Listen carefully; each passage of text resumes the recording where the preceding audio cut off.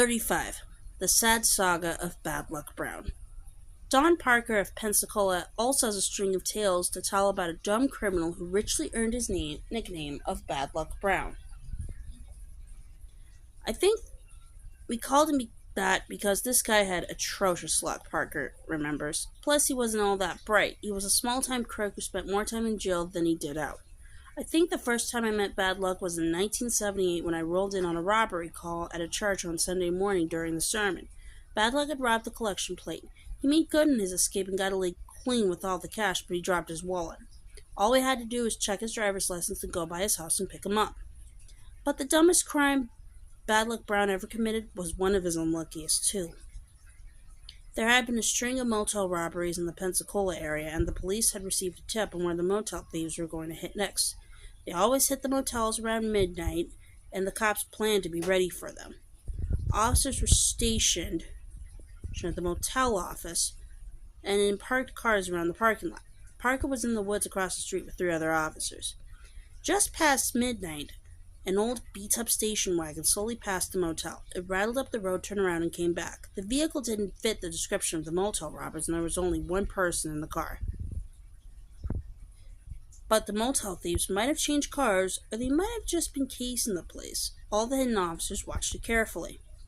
The car turned around and came back for a third pass. Don Parker called his agent across the street on his walkie-talkie. "Think this might be our guys?" "Nah, but he sure is interested in something." The car stopped, a door opened, a driver leaned out, and looked around cautiously. The sergeant wasn't taking any chances. "All units stand by, we've got some activity out here, but I don't know what's going on." Everybody watched as the mystery man stepped from the car. "He's on the ground." The man walked around his vehicle into the light of a street lamp.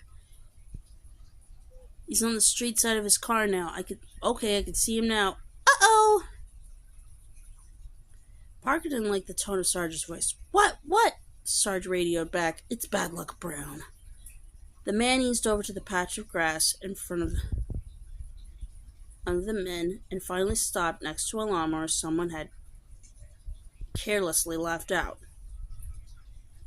Sarge was almost laughing. "I don't believe it! He's stealing the lawnmower!"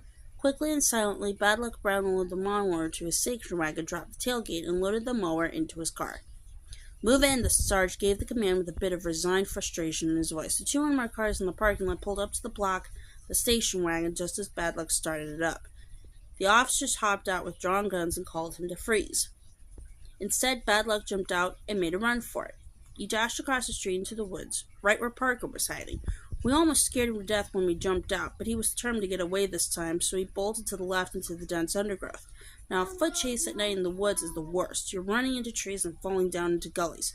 So I decided to try to scare him into stopping. "Halt or I'll shoot!" I fired my gun on the ground. Unfortunately, this didn't have the effect I had hoped for. All the officers hit the ground, but Bad Luck just sped up. It looked like he was going to get away clean. But Bad Luck Brown's luck held true. Just as he was about to disappear.